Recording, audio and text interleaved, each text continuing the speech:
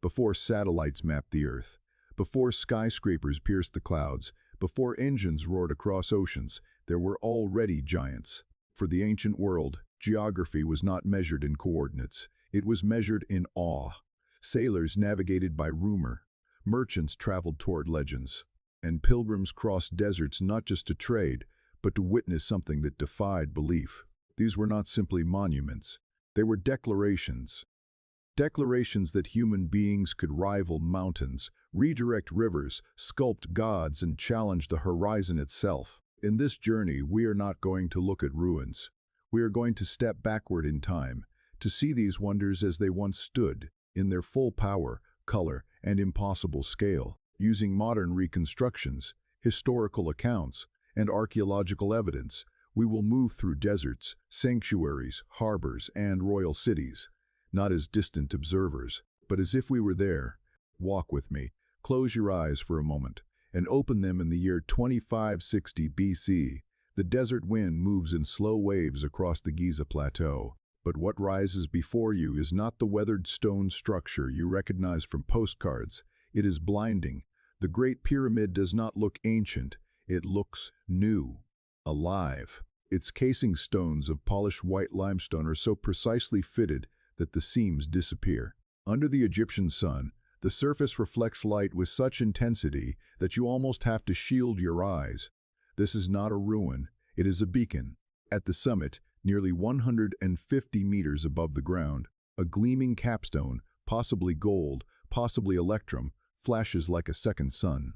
From miles away along the Nile, travelers would see it first as a shimmer on the horizon, rising from the desert like geometry made divine. But do not imagine silence. At its base is movement, activity, order. Priests in white linen move between funerary temples, heavy with incense smoke. Laborers haul supplies along causeways that connect the pyramid complex to the Nile. Architects oversee precision as if eternity itself depended on measurement, because in a sense it did.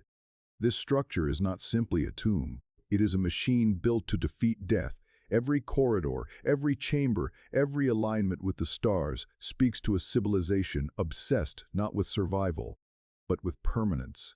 To stand here is to feel small, not because of oppression, but because of scale. And yet, this is only the beginning. Leave the desert. Travel east. The air thickens. The sky burns with Mesopotamian heat. We arrive in Babylon around 600 BC.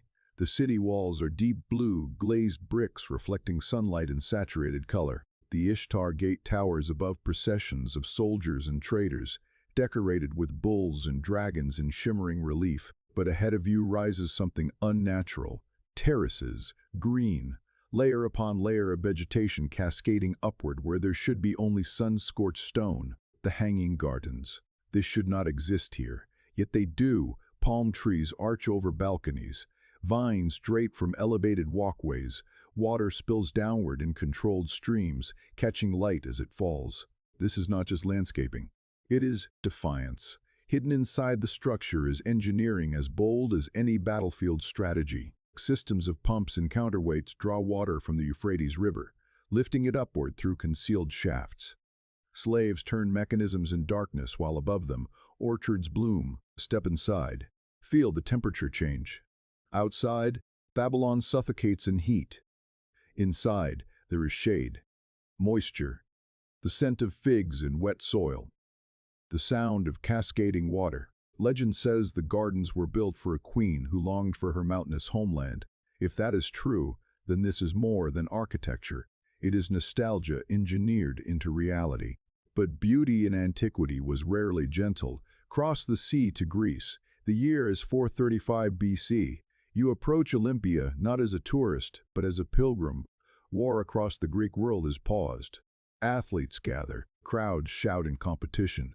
Dust rises from the stadium floor, yet the true gravity of this place lies beyond the cheering. Enter. The temple of Zeus. The bronze doors close behind you, the noise fades, and your eyes adjust to shadow.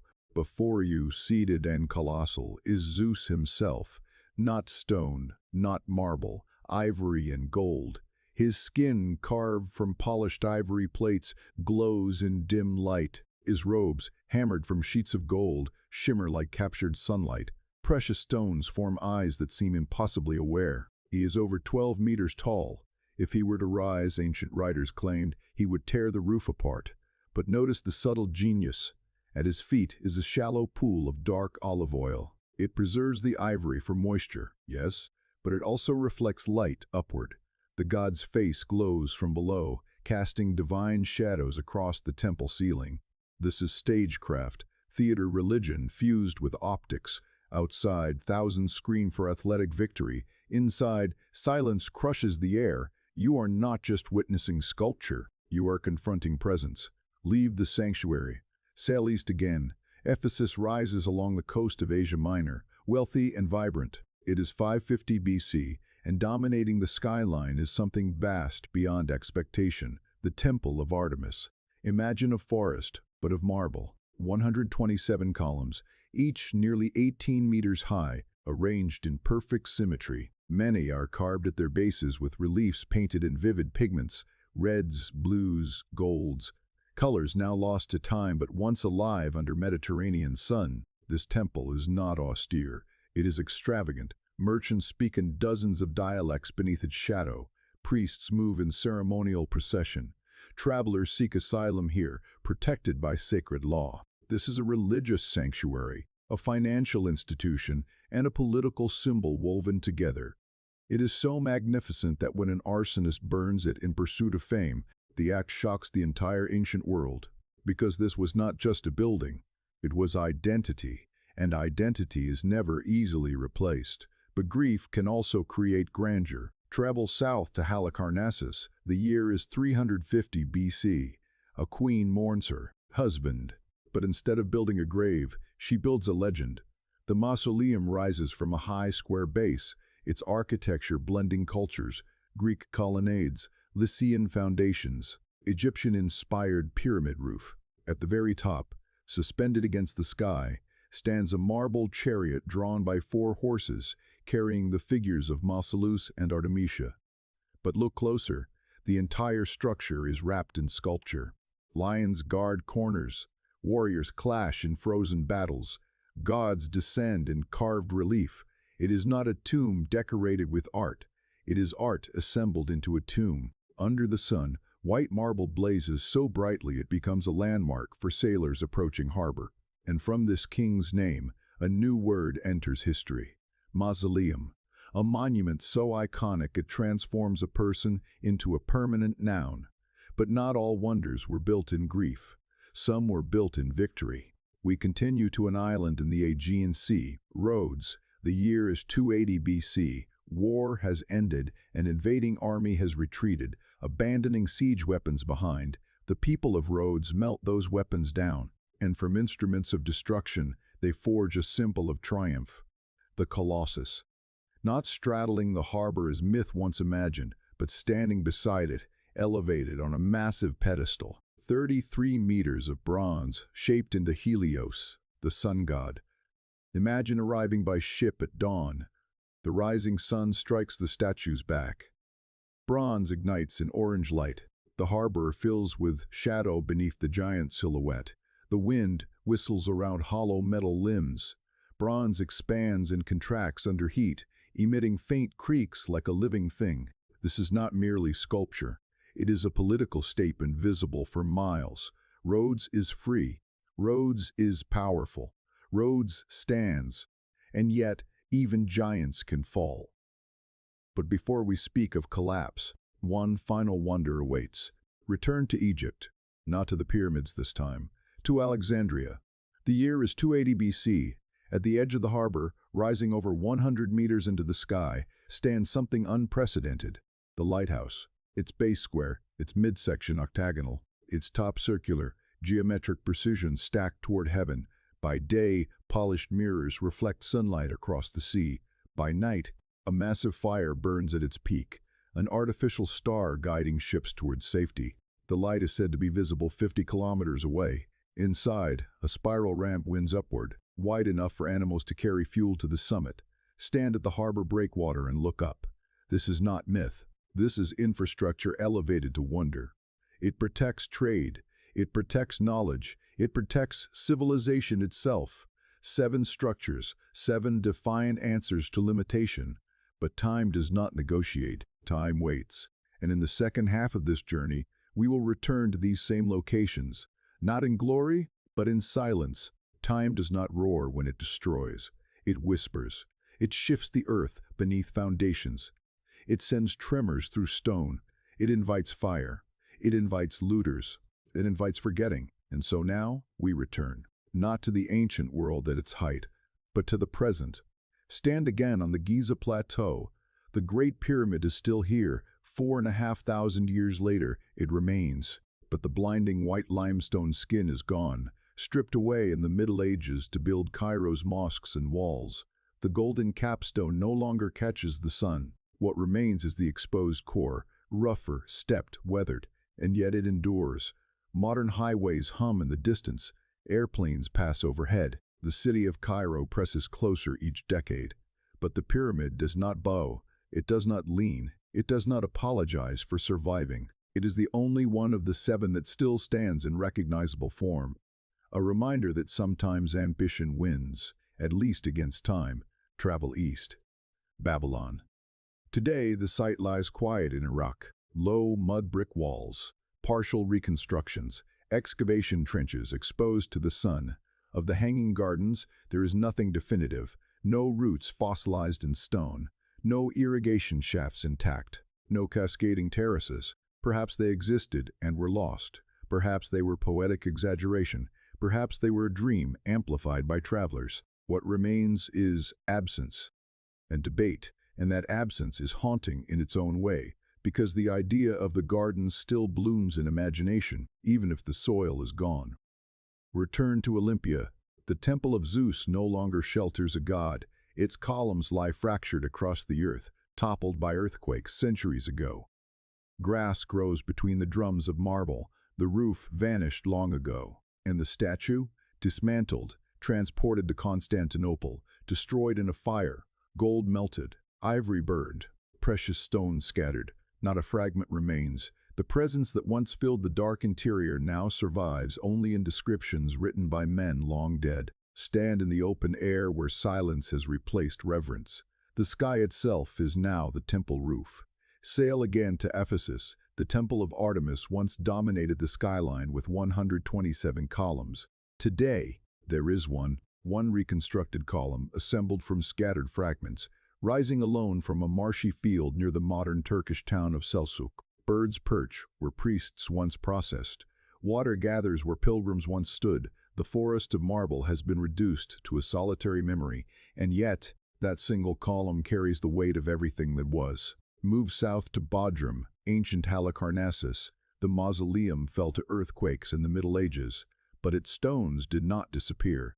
They were reused, taken by the Knights Hospitaller and incorporated into the walls of Bodrum Castle, which still overlooks the harbor. The tomb became a fortress.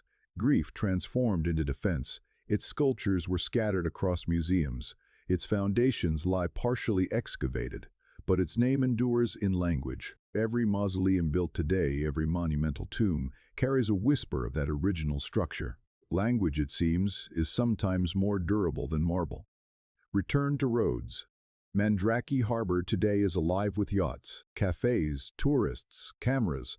Where the Colossus once stood, there are only 2 slender columns topped with bronze deer. The giant fell after just 54 years, its knees shattered by earthquake. For centuries its broken bronze lay on the ground, admired even in ruin, until conquerors melted it down and sold the metal. The god of the sun vanished into commerce. Not even fragments survive. Only scale estimates. Only artistic guesses. Only myth layered over engineering. And finally, Alexandria. The lighthouse stood for over 1,000 years. Earthquakes weakened it, cracked it, reduced its height gradually until, in the 14th century, it collapsed. Today, its massive granite blocks lie underwater in the harbor. Divers can see them, colossal shapes resting in silence beneath shifting currents. Above water, on the exact same foundation, stands the citadel of Kite, built in the 15th century using stones from the fallen tower. Defense replaced illumination. The artificial star went dark. And yet, look across all these sites together. What pattern emerges? Of the 7 wonders, one remains largely intact. 6 are gone, not slowly eroded into obscurity, but violently interrupted by quake, flame, theft, or reuse. Civilizations built for eternity, but eternity proved selective. And this is where the story becomes more than architecture. Because what survived is not primarily stone, it is ambition. Think about the mindset required. Without steel cranes, without engines, without digital models, people calculated angles by hand, lifted blocks with rope and manpower, polished marble until it reflected sunlight, transported bronze across seas, invented irrigation systems capable of lifting water vertically, constructed mirrors large enough to project beams across kilometers. They did not see impossibility, they saw challenge. They did not see nature as fixed, they saw it as negotiable. The wonders were never simply about height or decoration, they were arguments. Arguments that humanity could rival mountains, arguments that grief could become beauty, arguments that victory could become art, arguments that light could be manufactured to defeat darkness, and even, though 6 of them have fallen, the arguments remain undefeated. Because today, when engineers design skyscrapers that pierce clouds, when architects create artificial islands in the sea, when satellites beam signals across oceans, they are participating in the same impulse, the same refusal to accept limitation, standing virtually within these reconstructions, feeling the heat of Babylon, the cool dimness of Olympia, the glare of Giza, the salt wind of Rhodes. It becomes clear that what truly defined the ancient world was not superstition or simplicity. It was daring. Time may reduce marble to fragments. It may topple bronze giants. It may scatter ivory into ash. But it cannot erase the human instinct to build beyond necessity. And perhaps that is the true wonder. Not the structures themselves, but the decision to attempt them. The decision to look at an empty horizon and imagine something taller, to look at a desert and imagine geometry, to look at a harbor and imagine a star made by human hands. The 7 wonders were a list created by travelers, but they were never meant to be permanent checkboxes. They were invitations. Invitations to see the world as capable of transformation. Invitations to remember that greatness is often temporary, but vision is renewable. If you were to stand today at each of these locations, you would not see 7 intact marbles, you would see fragments, reused stone, collapsed columns, underwater blocks, open fields, tourist harbors, and yet, if you close your eyes and let imagination guided by history do its work, you can still see them, brilliant, towering, alive. And maybe that is enough, because the wonders were never just physical destinations. They were thresholds, moments when humanity stepped beyond survival and into spectacle, moments when power was expressed not just in conquest, but in creation, moments when someone said, "Build it higher," and someone else said, "We will." Thank you for walking through antiquity with me, not through ruins, but through possibility. If there is another ancient city, forgotten monument, or turning point in history you would like to experience like this, tell me. The past is vast, and we have only just begun to rebuild it. Until our next journey.